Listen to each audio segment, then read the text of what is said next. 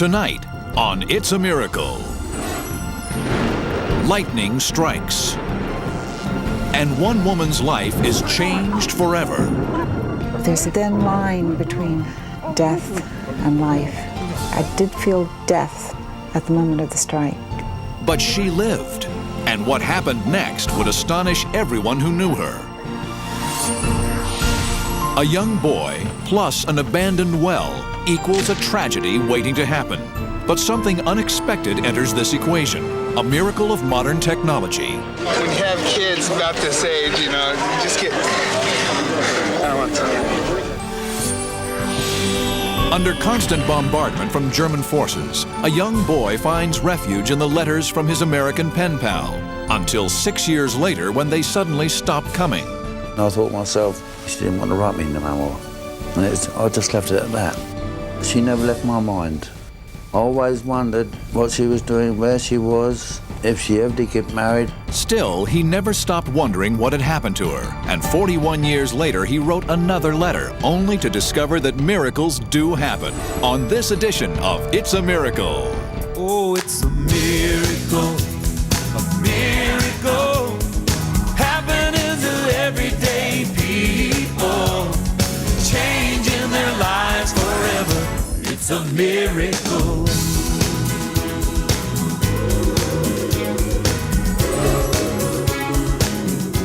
And now, from PAX TV Studio 611, your host, Richard Thomas. Good evening, and welcome to It's a Miracle. There have always been a lot of debate as to whether miracles are real or not, and by their very nature, there will possibly never be an answer. But we've discovered one thing that's always real: the incredible emotions of the people who've experienced miracles in their lives. Tonight, we meet a whole new group of individuals who have agreed to share their personal feelings with us. We begin with a very powerful story. In fact, 20 million volts of power.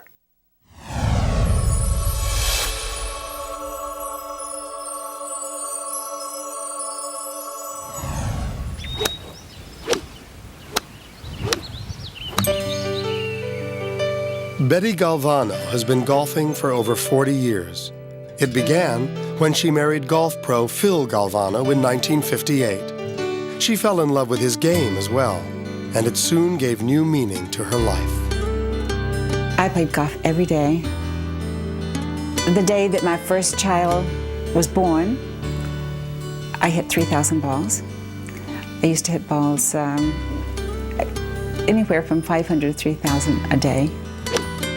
I usually outdrove everybody I played with, and I would always win these long drive contests. Eventually, Betty and Phil had 6 children. All of them played golf. The Galvanos played courses as 2 foursomes. 5 of the 6 children would grow up to become professional golfers like their father. Betty was an amateur champion. I love the physicalness of it. I love the intelligence of it. The game against yourself of accomplishing, being, seeing the ball go down the fairway, and I love competition. Love competition. Betty? Hi. Hello. How are you? Oh. Ooh. Well, I'm going to You having live. some pain? But a freak fall in July of 1993 put an end to her life on the course. Here we go. Every step I took was excruciating. There you go. There you go. Oh. I would sometimes sit up on the edge of the bed or the edge of the chair to get up, and I would just scream in agony because it was so painful. There's been some severe damage here. Her hip was badly fractured. Surgeons implanted a steel rod to support the bones while they healed, but gave her little hope of ever walking normally again. You're going to have to get used to not having the same mobility. The doctors said that they had done the best they could for me, that I was lucky to even be walking. Can I give you a hand? No, honey, I'm fine. 11 months after the accident, she could still barely move without the aid of a cane. Let me get the door for you. Okay, honey? For a woman who had walked thousands of miles on the world's finest golf courses, the prognosis was particularly grim. Oh, I wanted to be the wife I'd always been. I wanted to be the mother I'd always been. I wanted to play golf again. I just wanted to be my old self. Betty believed that if her hip was going to recover, she would have to stay active. Sharpen. Oh, God. Oh, yeah, let me get that. No, Phil, I got it. Oh. So she insisted on doing everything herself, much to her husband's dismay. When my hip bends, gives it exercise. I don't need you to do this for me. All right. I would tell him, don't worry, and I would see him just like with a different look on his face, like, oh my goodness, I wish you'd let me help. Oh, What? What? it's spasming. Where? At times, the pain was unbearable. I just couldn't keep the weight on the painful leg. Yes. It's like sharp knives running through my leg and radiating up through my hip. It's much better. And then, on June 5th, 1994, in a literal bolt out of the blue, lightning struck the Galvano home. All of a sudden, there was just a tremendous clap of thunder. It was like the noise and the lights and the whole house shook. Suddenly, a bolt of lightning burst into the kitchen through the dishwasher and didn't stop until it hit the steel rod in Betty's hip. It had felt like 1,000,000 trillion needles had entered my foot and gone up my leg to the steel bar. Betty thought she was dying. But there's a thin line between death and life. I did feel death at the moment of the strike. I did sense that. Moments later, something truly miraculous would occur. I'm all right. At that moment when I stood up and realized I wasn't dead, I began to feel, just full of all this joy. And then I was concerned with my leg, and next thing you know, I'm realizing it doesn't have that heavy feeling. There isn't any pain. What are you talking about? The pain's gone. And then, Betty did something she couldn't have dreamed of 10 minutes earlier. I started to walk, and then I started to jump and dance. I was just doing all kinds of movements with my leg, and we were laughing. Oh, honey. Oh. Later that day, Betty rushed to visit her friend and physician, Dr. K.K. Yankopoulos, at his home. Hey, Dr. K, come on out here. We got something to show you. Show it, please. What are you doing? His reaction was the same as all her other doctors. Struck by lightning in the You were house. struck by lightning? The medical community is not used to using the word miracle. In Betty's case, I have no other explanation, nor do any of my colleagues that I've explained this to. The surgeon himself, he didn't know what to think. He just laughed. He wrote it down on the charts, hit by lightning. That's it, hit by lightning. On average, lightning kills about 90 people a year worldwide and injures another 300. But for Betty, lightning proved to be a blessing. I just seem to be getting better and better every day. I seem to have more energy every day. In fact, I have more energy now than I had when I was a teenager. Betty still plays several rounds of golf a week, and whether she plays well or not, she always counts herself a winner. Every single day I get up and I count my blessings.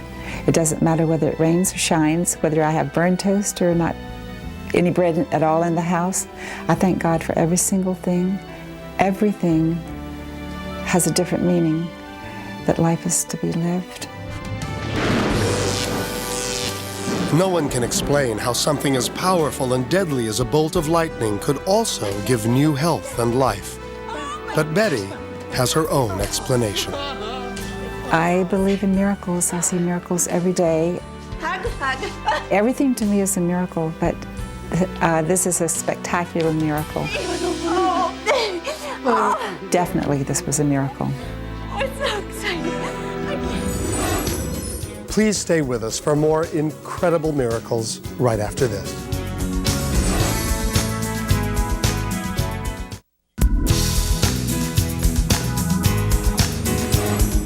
While searching for the stories we present on this show, we've come across several amazing inventions. Inventions without which lives would have been needlessly lost. We call them miracles of modern technology, and we'll be featuring several of them in the weeks to come. Our first comes into play in a particularly harrowing yet familiar tragedy. A young child, an innocent curiosity, and a deep, abandoned well.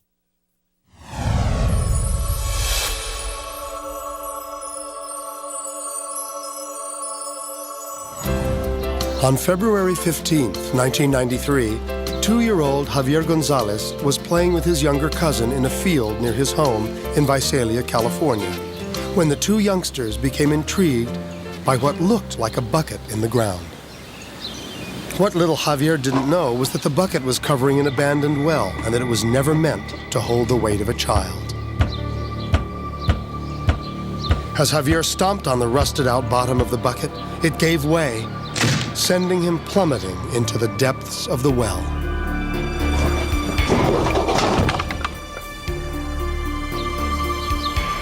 Luckily, his cousin knew enough to run for help. Minutes later, a 911 emergency call was received by the Visalia Fire Department, where fireman Dwayne Anthony was on duty that day. We dispatched an engine out, and we were all thinking, okay, well, kid fell in a hole, nothing big, we're going to go and pull him out. And then while I'm en route, then it became known that, yes, the child had fallen in a well. This is one of those that you hope you never have to happen in your lifetime, and we were faced with it. Fireman Mike Sandry was the first to arrive on the scene. Walked over to this well casing, looked down inside it, I heard a child crying, and I could look down at the flashlight and saw there's a black head about 25 feet down. And the thought came to myself, we got a serious situation right here. With no time to spare, the rescue unit devised a plan. The child was only 25 feet down the well, but they knew it was much deeper. A nearby well was over 100 feet deep. We started requesting more and more equipment. It was about 1:30 in the afternoon, daylight in February, the days are going to get shorter, it's going to get colder pretty soon, and we were prepared for the worst. Metal tubing was rushed to the site to pump oxygen through a hose into the well, and a special webbing would be used as a lifeline to the boy. The plan was to lower the webbing into the well and coax the 2-year-old to put his hand through the hangman's noose. When it's tightened, they would lift him to safety, but there were concerns. Once we start pulling, is the hanging noose going to give way and his little hand slip out of it and fall deeper down into the well? These concerns opened the way for the use of another piece of equipment, a well camera. It was my idea to come up with the well camera because I have an agricultural background and I've seen the well cameras in use. The state-of-the-art video camera is hydraulically lowered into existing wells to search for water levels, rust, and breaks. Today, it would be used to attempt to save a life. Randy Whitman was the owner-operator. My brother and I were on a job location and we got the call from our dispatcher that a kid had fallen in a well in Visalia. I was just hoping that he was alive and that we weren't going to find a dead child there. As the camera was slowly lowered into the 10-inch wide well casing, everyone waited, not knowing what condition the boy was in. Was the child still caught at the 25-foot level? What was holding him there? And if the camera forced him to move, would he fall deeper down the shaft? These were questions that everyone involved was asking. The conclusion, when It's a Miracle continues.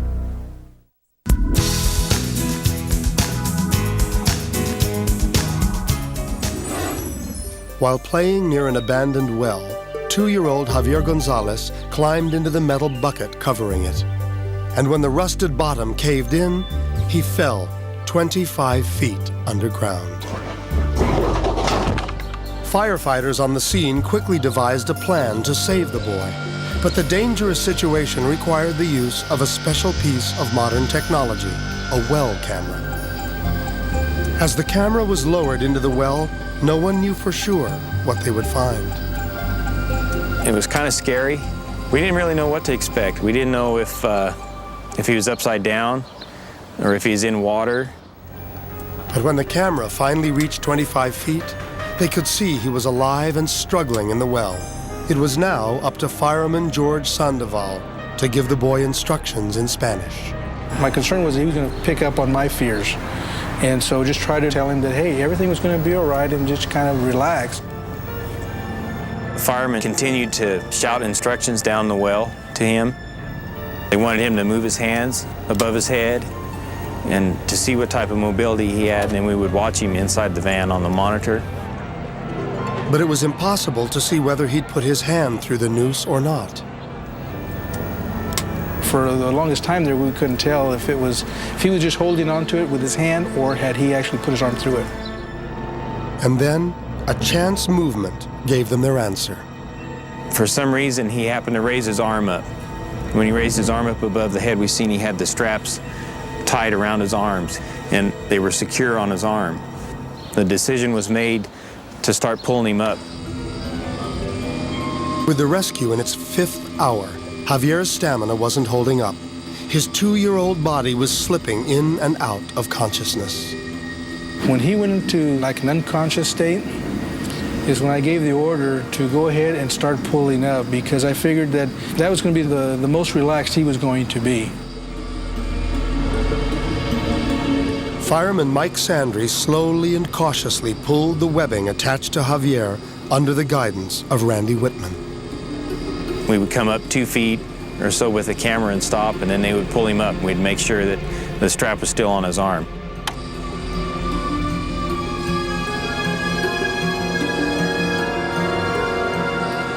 That well camera helped me, so if I started pulling too much and start having that hangman's noose or webbing slip off, I would know. So they kind of just guided me in pulling this child out of the well.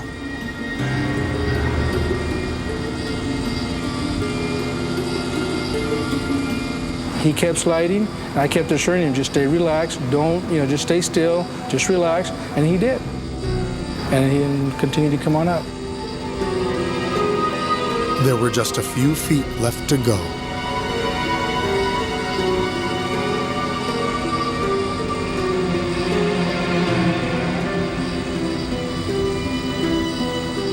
With the help of the well camera bringing him up, that eased my stomach and eased the nerves a little bit until the minute I grabbed him, then I knew this incident was over. Got him up, I held him like he was my child, held him tightly, and then I handed him off to the paramedics. It was a big community victory. It was just a big celebration, I guess, if you will. That was probably the best feeling in the world, is to know something went right, because so many times these just don't go right. When you have kids about this age, you just get, I don't want to tell you. When it was over with, I just started to bawl because the stress was just so tremendous on me, knowing that this incident could have gone the other way and Javier wouldn't be with us today. After Javier Gonzalez's miraculous rescue, the camera was sent back down to see what had stopped the boy from plunging deeper into the well. And at 27 feet, they found the answer. An accumulation of debris that had been thrown into the well had saved him from falling an additional 50 feet. We'll be right back. Coming up, a young woman is diagnosed with cancer, and her only hope is a bone marrow transplant. But when her family is tested, the results are not good. No one's a match, so, they're gonna go to the national list to find a stranger to donate it. Hello? At that time, they just told me it was a 24-year-old woman with leukemia, and would I be interested in helping her? Yeah, I guess so. Sure. The two strangers would become close friends and change each other's lives in a way that no one could have predicted. Oh my gosh. That's next on It's a Miracle.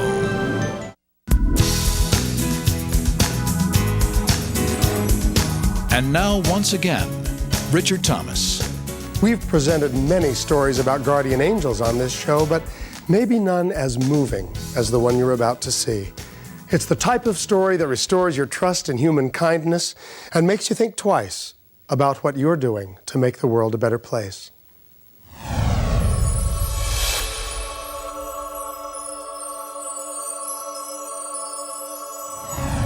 Rhonda Jensen was only 23 years old and had just started a career as a teacher when she was diagnosed with a deadly form of cancer. You have leukemia. Are you sure? I'm very, very sure. If I saw 3 tests like this, I would say leukemia, leukemia, leukemia. Overnight, Rhonda was checked into a hospital where she began aggressive chemotherapy. I had never been hospitalized at all up to that point, and I didn't know how long it was going to be, or, when, or if I was even going to be home again. The cancer went into remission, but a year later it returned. Her only hope for survival was a bone marrow transplant. Bye. Everyone in her close-knit family was tested, but no one was a suitable match. No one's a match, so, they're going to go to the national list to find a stranger to donate it. Luckily, the list contained a potential donor, Ellie Bertrand, a young mother living on a farm in nearby Eau Claire, Wisconsin. Dr. John Odorico explains. It was a perfect match. It was a 1 in a million match. And because of the closeness of the match, Rhonda had much better chances following a bone marrow transplant from Ellie than from another random stranger. The Red Cross immediately contacted Ellie Bertrand. Hello? At that time, they just told me it was a 24-year-old woman with leukemia, and would I be interested in helping her? Yeah, I guess so. Sure. The bone marrow transplant was their only chance for survival. That's all they could really tell me at that time. 6 weeks later, in a slow and tedious process, a quart of bone marrow was harvested from Ellie's pelvic bones with a syringe. The bone marrow was then transferred into Rhonda's bloodstream through an IV. If all went well, it would find its way into her bones to replace the diseased bone marrow that had been deliberately destroyed with chemo and radiation. The procedure was a major success, but Rhonda and Ellie were not allowed to meet. You can't know the person that you're donating to for a year. I wanted to know who it was right away and where she was, but the only thing I could do was call the Red Cross every 3 months and get an update on how she was doing. It's up to each the patient and the donor if they want to provide information to one another. So once a year came, I was anxious to see if the donor had provided information. And she had. The two women began corresponding regularly. It would be the beginning of a remarkable friendship. Through our letter writing, we kind of figured out that we're basically the same kind of people, small town girls and country background. It was pretty bizarre. We had a lot of the same interests. Hi. Rhonda. Yeah? I have a surprise for you. The first time we met was a total surprise to her because her sister had invited me to her bridal shower. Okay. We knew what each other looked like because of pictures. Hi, Rhonda. Hi, Ellie. Oh my gosh. I recognized her right away, but I wasn't expecting her to be there at all. A month later, when Rhonda married her high school sweetheart, Ellie was a special guest. For without her generosity, the marriage might not have ever taken place. Ellie was a bone marrow donor. When the pastor introduced her, she received a standing ovation. I don't know, it doesn't seem like what I went through saved her life, but when everyone's coming up to me like, wow, you're Ellie, it kind of sunk in that, I guess what I did save her life. But 4 years later, Rhonda's life was once again in grave danger. Her kidneys were failing. Her kidneys were damaged in part due to the chemotherapy, also in part due to the radiation therapy that she received for induction of her bone marrow transplant. We got the test results back, and as we suspected, your kidneys have failed. We have the same... By the time the problem was discovered, Rhonda's kidneys were functioning at only 30%, and it would only get worse. About 3 times a week. But what I would like you to consider, and what would give you your best chances, is a kidney transplant. Rhonda met with transplant coordinator Helen Nelson. Do you know if you are blood matched with any of your family members? We tested her mom and her sister to see if they would be potential donors, and after we got discussing more her history, we inquired if she knew her bone marrow donor. I have to tell you, She would be the perfect donor. Her blood type had changed. Her immune cells were now of Ellie's type. So it occurred to me that the best match for her would not even be a sister or brother or parent, but would be Ellie. So she's the only one. Rhonda was faced with the difficult task of asking Ellie to save her life once more. She's already saved my life once. I can't call her up and, I need you to do it again. I ended up writing a letter and presenting her with what was going on as far as my kidneys went, and gave her the phone number of where to go for more information. It was pretty shocking when I got the letter. I think I knew right away I was going to do it. She had written in there a phone number for a lady in Madison. I got the phone call from Ellie. I couldn't believe it. Hi, Helen. It's Ellie Bertrand. I said, well, Ellie, when did you get the letter? Today. Today? Wow, you really jumped right on that. I wanted her to realize that donating a kidney was much more different than donating bone marrow. It was a major surgery. It was a solid organ. It was something that wasn't going to grow back. I said, think about your sons, think about your husband. If they ever need a kidney, what are you going to do? And her comment was very clear. She said, this is now. She needs it. I want to do this now. I can't what if the future. Come into the office. I'll answer all of your questions that you have. I'm sure you have a lot. And we'll take it from there. Okay. Bye-bye. I got home that night and I just said to my husband, I don't know if I believe in angels, but I swear, you know, she was in my office today. Good? You feeling okay? Ellie set up an appointment with the hospital and called Rhonda with the news. Well, I was wondering what you're doing on May 5th. I think I'm free. I thought maybe she wanted to go out to eat or meet or something. I mean, I need to check my book, but I think it's okay. Okay, why don't you meet me at the hospital, because I have a kidney I want to give you. Oh my gosh. So at that point, she told me that she'd gone ahead and found a date that would work and she would be willing to do it. And I was pretty overwhelmed. On May 5th, 1999, Ellie and Rhonda kept their date at the hospital. But this time, they were able to face their surgeries together. With this surgery, I was more nervous because I knew it was risky for Ellie and I wanted to make sure she came through it all right. The surgery went well. There were no immediate or delayed complications, and Ellie's kidney worked right away in Rhonda. The next day already, I felt totally rejuvenated and energized, and it was just amazing the difference. Not only was the operation a success, it was also a history-making event. I think it's an unprecedented act of human compassion that Ellie chose to be not only a bone marrow donor, but also offer her kidney. Okay, why don't you meet me at the hospital, because I have a kidney I want to give you. Oh my gosh. This is a very rare circumstance, and to my knowledge, it's never occurred before. You guys aren't a genetic match, so they're gonna go to the national list and find a stranger. And it's just funny that a family member couldn't help, whereas a complete stranger was a better option.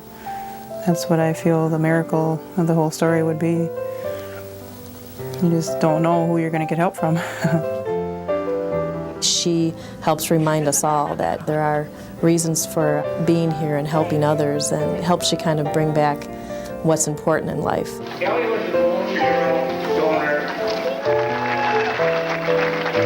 When I look at her and I see her so happy and just doing what everybody else takes for granted, makes me feel good that I know I did the right thing, and I'm sure I won't ever regret it. Rhonda's health has continued to improve, and she and Ellie remain the best of friends. We've asked him to join us now, along with Rhonda's husband, Kevin. Hey, everyone. Welcome to the show. Hi, how are you doing? Well, Kevin, we've heard from Rhonda and Ellie, and now it's your turn. How has Ellie's remarkable generosity affected your life? Ellie gave someone I really love a gift that I'll be able to spend the rest of my life with her, so that's quite a miracle to me, I guess. And what do you do when Ellie insists that she's done nothing more than any other person would do? She's being way too humble. There's not too many people in the world like Ellie. Out of 1 million, she's one. Everybody who knows her or knows what she's done has all said the same thing, that She's a very unique and wonderful person. I certainly agree. Kevin, is there anything you'd like to add? The best thing, the most inspiring thing to me is that there's still people out there in the world that will give everything to help another person, and it just happens to be that person is someone I love very much. And it's a miracle, I think, and God gave us Ellie, and Ellie is she's pretty special. She's Rhonda's guardian angel, I think. Well, it's been a pleasure meeting all of you, and thank you so much for talking with us. Thank you. Thank you. Thanks for sharing our story. We'll be right back. Coming up next, return to World War II and the German bombing of Britain. It was during those dark days that a young English boy began corresponding with a young American girl. Their letters would continue for 6 years, until after he joined the Royal Navy. I did write her saying that I was arriving in the US and would it be all right if I come out to meet her, but I never did get a reply to it. And then, 41 years later, he received an unexpected letter. When It's a Miracle continues. If you don't believe that love is one of the most powerful of all human emotions, our next story may change your mind. It's a romance that begins during the dark days of World War II between two people who have never met and who will remain an ocean apart for the next 50 years.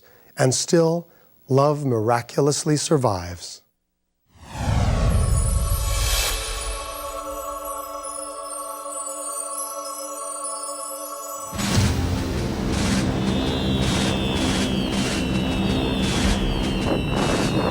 It was 1942, and England was under constant bombardment from German forces. Buildings crumbled, fires raged, and devastation was everywhere. Jeffrey Lake was 14 years old. We never slept in our beds. We had to go down to what we call air raid shelters. We could hear the nose cone of the shell coming to the earth. Many a time I thought to myself, God, I wish I could get out of this. But Jeffrey's only escape from the horrors of war was through the letters he received from his American pen pal, Colleen Lee. Dear Jeff, it's a wonderful day. The trees in the park are splendid today. The clouds high above me remind me of a poem you once sent to me. Colleen was also 14, but her life in the small town of Soldier, Iowa was worlds away from Jeffrey's fearful existence.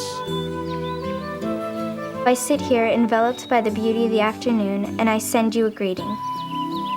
She explained what the town was like, the things she used to do for pastimes, like go to the movies, dancing with her friends. I hope that you are well. Please write soon and let me know how you are. Best wishes, Colleen.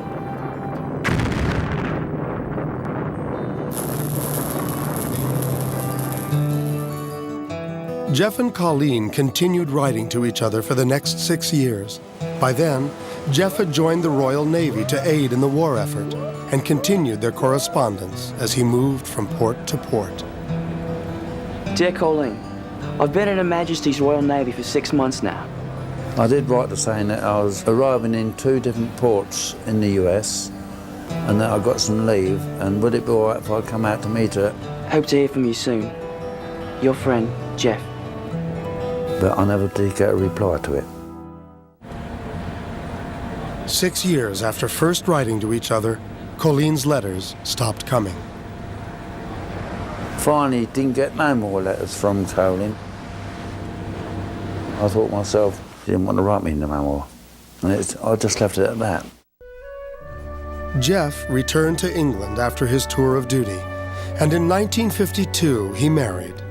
But over the years, he continued to wonder about Colleen. She never left my mind. I always wondered what she was doing, where she was, if she ever did get married.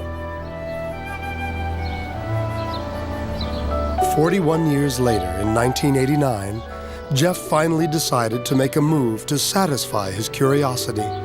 He was determined to find out what happened to the girl he'd written to so many years before. It was just a pulse at that moment that I wanted to write to her.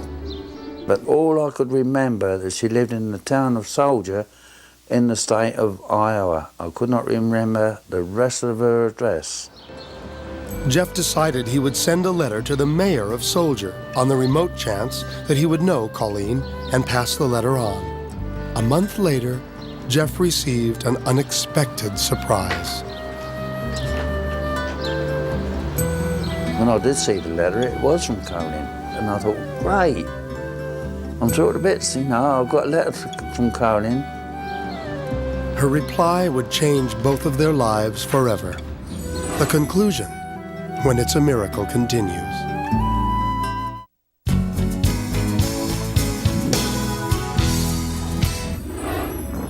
During the English Blitz of World War II, 14-year-old Jeffrey Lake dreamed of a better life and found it in letters from his American pen pal, Colleen Lee. The two corresponded for the next 6 years, and then suddenly her letters stopped arriving and Jeffrey moved on with his life. But he never forgot the young girl he'd grown so attached to. And so, 41 years later, to satisfy his curiosity, he wrote her another letter, and she replied.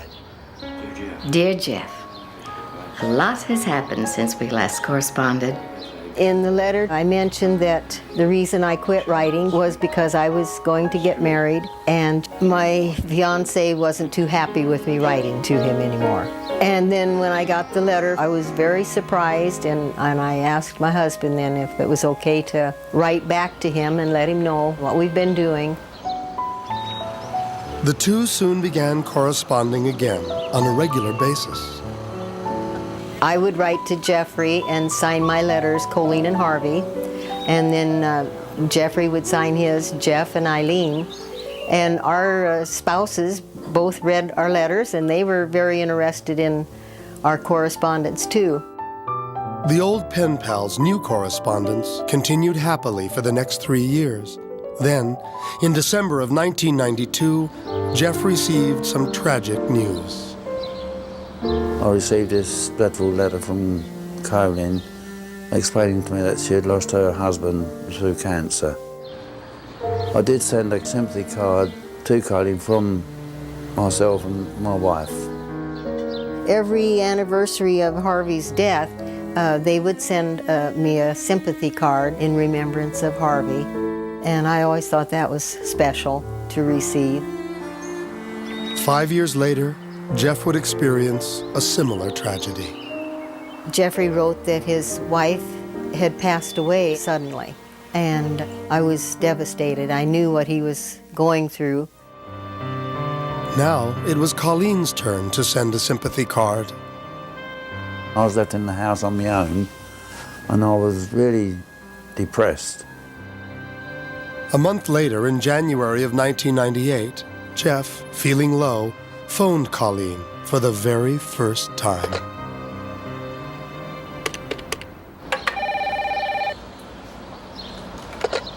Hello? And he said, hello, Colleen, do you know who this is? Jeff? How did you know it was me? Well, I don't know anyone else who would have an English accent. What a lovely surprise. It did ease my feelings tremendously when I heard Colleen's voice. And that's the first time either of us had heard each other's voice after all them years. We had a really nice conversation, and he was saying how lonely he was. It's still very difficult for me sometimes, too. And then I asked her that I'd like to come to America to meet her. To the USA and you and I get together. He said, would the end of May be good? And I said, Jeff, I have some family coming and some friends this month. I was finding excuses for him not to come because I thought it was a little soon after him losing his wife. Oh, well, that's okay. When I finished the conversation, I said to her, I'll talk to you soon, love. well, back in England, that's an everyday greeting. But to Colleen, that was something very, very different. No one had ever said that to me before. Oh, bye. And it just melted my heart. After that, the two corresponded more frequently. They spoke over the phone at least twice a week, and the friendship soon blossomed into romance. Finally, as the romance grew, Colleen gave in. Hello? Colleen phoned back to me saying at the end of May it'll be a good time to come, and then I started making arrangements to come to America. They arranged to meet in New York at JFK Airport. Their planes were scheduled to arrive around the same time. I was anxious, excited to think I was going to meet her. But to Jeff's surprise, Colleen was nowhere in sight. I thought to myself, she stood me up. And I thought to myself, what a place to be stood up at. And I didn't know what to do, so I was persistent. I stood there. Jeff stood by the arrival gates for more than 3 hours. And then, finally, his persistence paid off. I spotted him right away and he saw me. It was a wonderful feeling to see him for the first time. Big smile and big brown eyes. Colleen. Jeff! Colleen's flight had been canceled at the last minute, causing her delay. But it didn't matter to either of them at that magical moment. It was electric, sparks flew everywhere. It was meant to be, and it was love at first sight. After spending time in New York, Jeff went home with Colleen and ended up staying for a month. By the time they finally parted, the two had decided to spend the rest of their lives together. After 56 years, the happy couple finally married on November 28, 1998. From the very first time when we started writing as teenagers, and through all the years up until now, it just seems like it was meant to be. Someone upstairs must have been watching over us and knew that we should be together. So, to us, it seems like a miracle. Today, Jeffrey and Colleen Lake live in Soldier, Iowa, and Jeffrey is working toward becoming an American citizen. We'll be right back.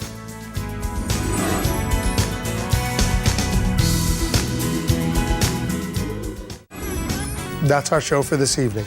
Thank you for joining us, and a special thanks to all the people who shared their remarkable stories tonight on It's a Miracle.